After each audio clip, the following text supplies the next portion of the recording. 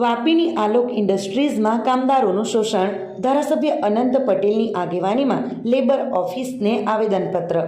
વાપીના બલીઠા ખાતે આવેલી આલોક ઇન્ડસ્ટ્રીઝ સહિત અન્ય કંપનીઓમાં મજૂરો અને કામદારોના શોષણની ગંભીર ફરિયાદો ઉઠી છે।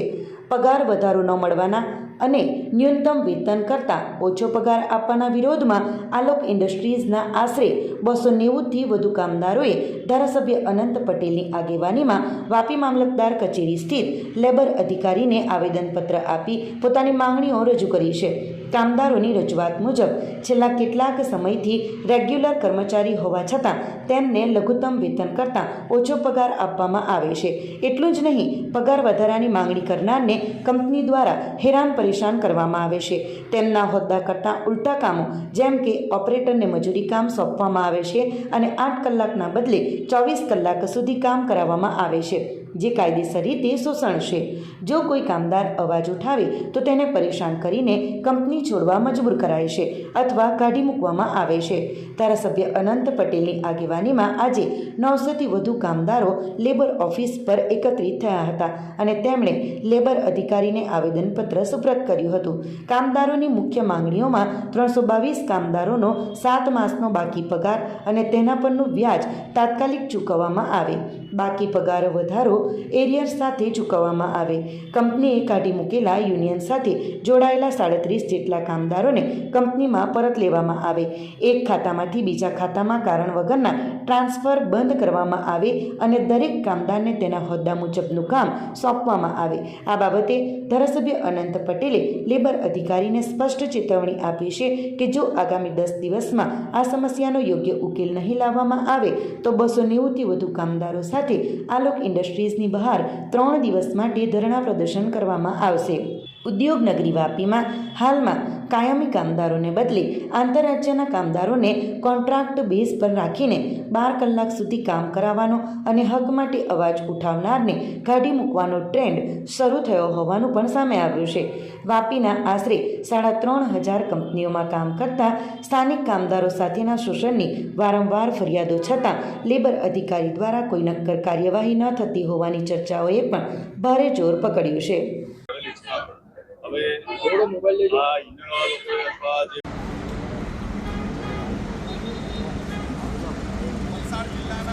થાય છે અને એ શોષણ આલોક કંપનીના કામદારો દ્વારા અમને જણાવવામાં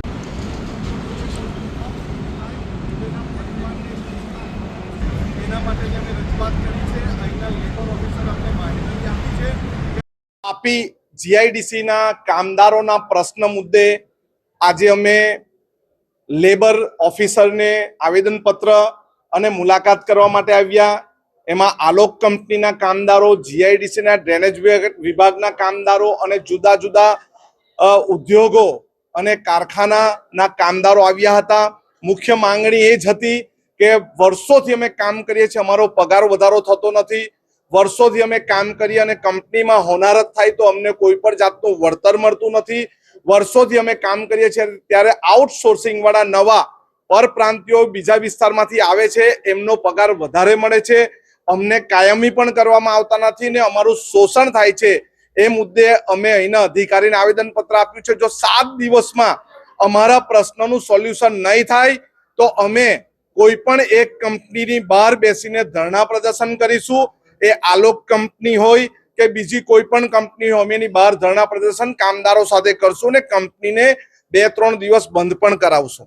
શોષણ અલગ અલગ પ્રકારનું કરવામાં આવે છે, જેવી રીતે કોઈ પણ અવાજ ઉઠાવે, પગારનો વધારાની માંગણી કરે તો એને પોતા કચરા સાફ કરવા માટે મોકલી આપે, નવા કોઈ કામદાર આવે આઉટસોર્સિંગ વાળા કે કોઈ એજન્સી દ્વારા મૂકવામાં આવે તો એમને સારા કામગીરી સોંપવામાં આવે।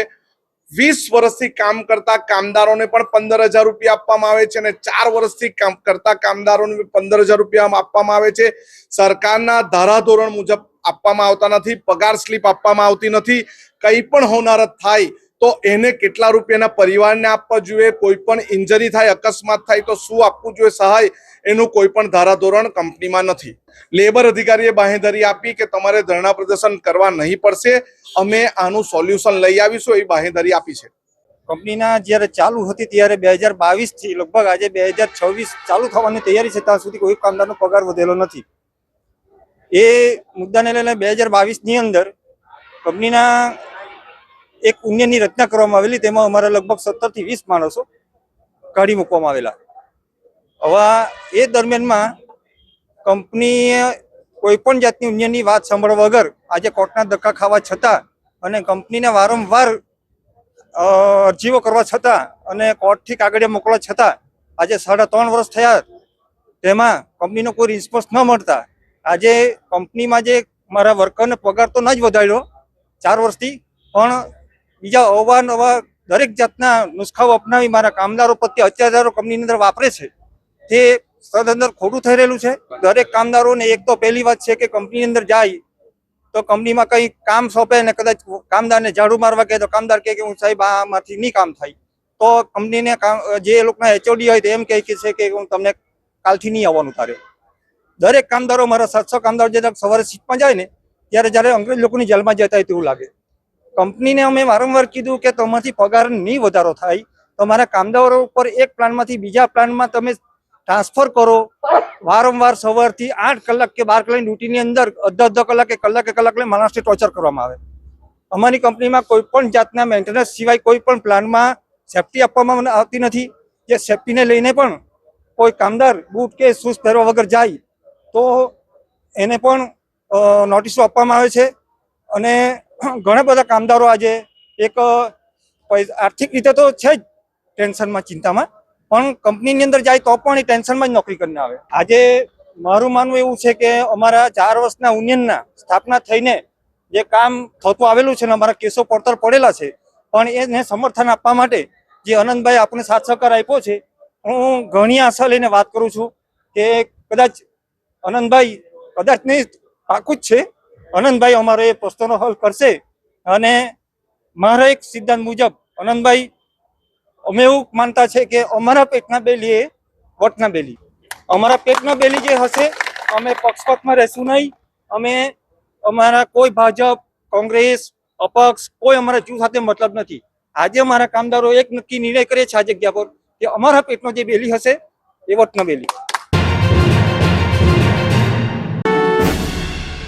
વલસાડમાં તિથલ ફરવા આવેલા દંપતીનું અકસ્માતમાં મોત, સગીરાને ઈજા, અજાણ્યા વાહને અડફેટે લેતા ત્રણેય રોડ પર ફંગોળાયા. પતિનું ઘટના સ્થળે, પત્નીનું હોસ્પિટલમાં નિધન. વલસાડમાં તિથલ ફરવા આવેલા બિલીમોરાના એક દંપતીનું માર્ગ અકસ્માતમાં મૃત્યુ થયું છે. અજાણ્યા વાહન ચાલકે તેમની બાઇકને ટક્કર મારતા આ દુર્ઘટના બની હતી. આ અકસ્માતમાં બાઇક ચાલક પતિનું ઘટના સ્થળે જ મોત થયું હતું, જ્યારે પત્નીનું સારવાર દરમિયાન હોસ્પિટલમાં નિધન થયું હતું, જ્યારે એક સગીરાને ઈજા પહોંચી છે. પ્રાપ્ત માહિતી અનુસાર બિલીમોરાના આતલિયા જીઆઈડીસી ખાતે રહેતા 28 વર્ષીય અભિષેક કુમાર જયનાથ શર્મા અને તેમની પત્ની રાધાબેન તેમજ તેમના પાડોશમાં રહેતી 11 વર્ષીય સગીરા સાથે ગતરોજ બાઇક પર તિથલ દરિયા કિનારે ફરવા આવ્યા હતા.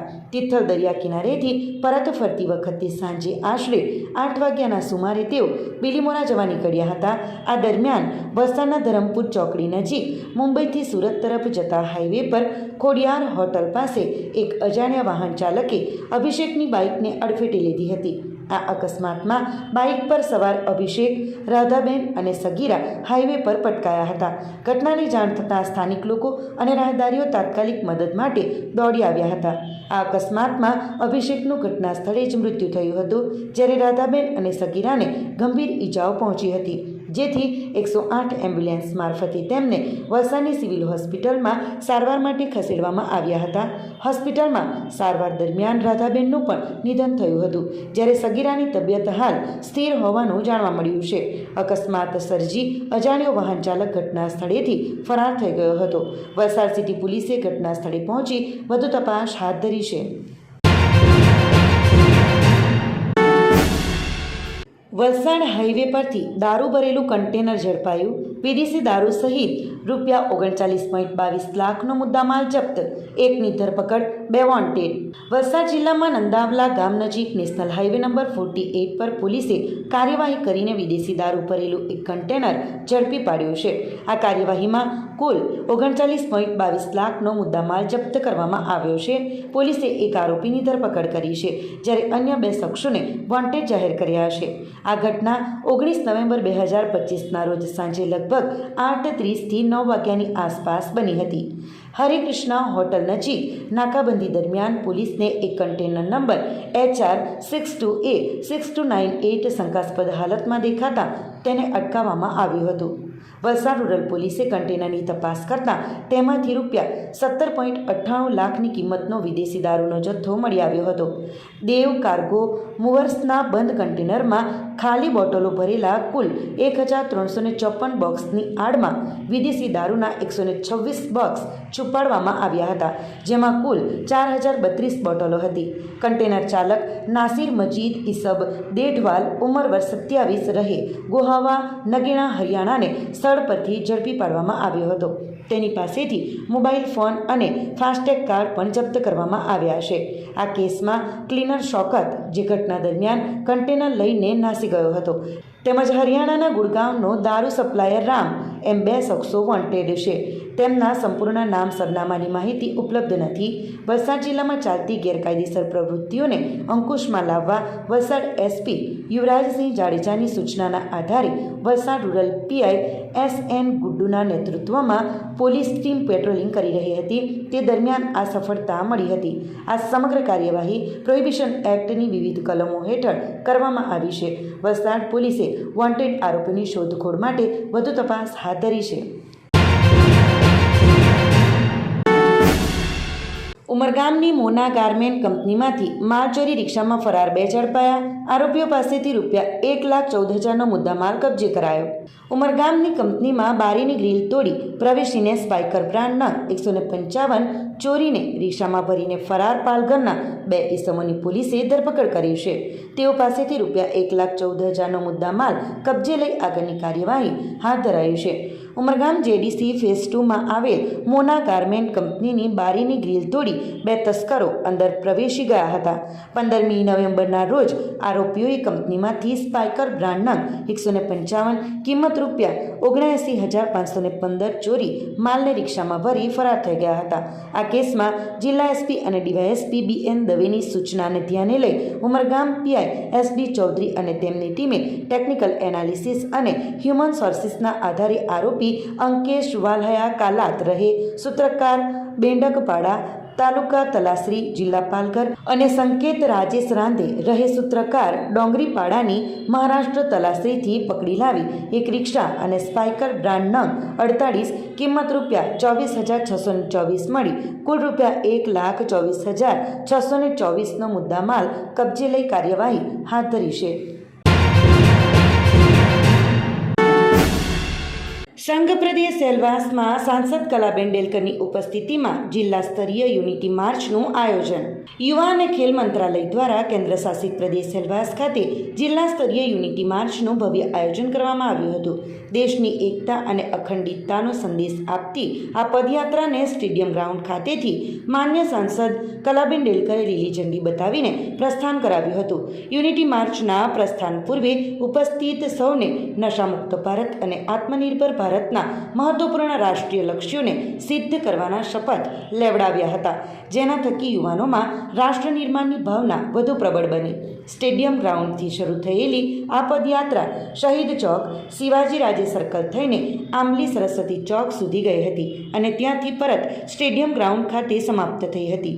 આ યુનિટી માર્ચમાં સેલવાસ નગરપાલિકાના કાઉન્સિલરો, જિલ્લા પંચાયતના સભ્યો અને મોટી સંખ્યામાં શાળા પરિવારના વિદ્યાર્થીઓએ ઉત્સાહભેર ભાગ લીધો હતો. તમામ સહભાગીઓએ પગપાળા ચાલીને રાષ્ટ્રીય એકતા અને ભાઈચારાનો મજબૂત સંદેશો આપ્યો હતો. આ આયોજન થકી સ્થાનિક નેતાઓ અને વિદ્યાર્થીઓ સહિત સમુદાયના વિવિધ વર્ગો એક મંચ પર આવીને રાષ્ટ્રીય ભાવનાનું પ્રદર્શન કર્યું હતું. आज हमारे देश के महान गुजरात के हमारे विभूति ऐसे सरदार वल्लभ भाई पटेल जी की हम 150वीं जन्म जयंती मना रहे हैं. इस अवसर पर आज सिलवासा में हमने एकता वॉक रखा था. इसमें बड़ी संख्या में हमारे लोग जुड़े. यह कार्यक्रम हमारे देश के यशस्वी प्रधानमंत्री आदरणीय श्री नरेंद्र भाई मोदी जी के मार्गदर्शन में ये कार्यक्रम हो रहा है. हम सभी जानते हैं कि हमारे देश के डेप्यूटी प्रधानमंत्री जी रहे हैं. गुजरात के नडियाद में उनका जन्म हुआ था. वो 75 साल की आयु में मुंबई में उनका निधन हुआ था. जब आप उनके 150वीं साल मना रहे हैं तो हमारे लिए सबके लिए एक गौरवमंद का दिन है कि हमारे डिप्टी हमारे प्रधानमंत्री थे, उन्होंने 560 से अधिक जो रियासत थे उनको आजादी के बाद एक सूत्र में बांधा था और देश को मजबूत किया था। ऐसे विभूति को आज हम याद करते हैं, नमन करते हैं और उनकी 150वीं जन्म जयंती पे मैं उनको बहुत बहुत याद करके आज अपने आप को धन्यवाद महसूस कर रहा हूँ। आज यहाँ सिलवासा स्टेडियम पे हमारे सरदार वल्लभ भाई पटेल जी के 150 जन्म जयंती के अवसर पर एक कार्यक्रम रखा गया था, जो हमारे भारत देश के यशस्वी प्रधानमंत्री जी ने जो संपूर्ण भारतवर्ष में एक आह्वान किया हुआ है कि कैसे एक यूनिटी एंड डाइवर्सिटी को हमको जन जन तक पहुंचाना है। जो उन्होंने हमारे भारत देश के लिए जो कंट्रीब्यूशन उनका रहा है, एकता के लिए जो उन्होंने ये किया गया है, उसके लिए आह्वान किया, वो हर बच्चों पर हर घर तक वो बात पहुंचनी चाहिए। इसीलिए आज ये कार्यक्रम हो रहा है। बहुत ही अच्छा कार्यक्रम यहाँ प्रशासन और भारतीय जनता पार्टी के सभी कार्यकर्ताओं ने यहाँ पर आज कराया है। और साथ ही मैं कहना चाहूंगी कि जिस तरह सरदार वल्लभ भाई पटेल जी ने एक अपने देश के लिए जो कंट्रीब्यूशन रहा है, उसी तरह सभी बच्चे ये कंट्रीब्यूट करें। उन्हें आयरन मैन ऑफ इंडिया कहा जाता है, तो उस विषय में और जानकारी लोगों को प्राप्त हो, इसीलिए ये कार्यक्रम हम संपूर्ण भारत देश में कर रहे हैं। आज हम सभी एनएसएस वॉलंटियर और युवा यहाँ पर जिला स्तरीय पदयात्रा के कार्यक्रम में एकत्रित हुए हैं, जिसका उद्देश्य सरदार वल्लभ भाई पटेल के व्यक्तित्व और कृतित्व को जन जन तक पहुँचाना है और उनका आभार व्यक्त करना है।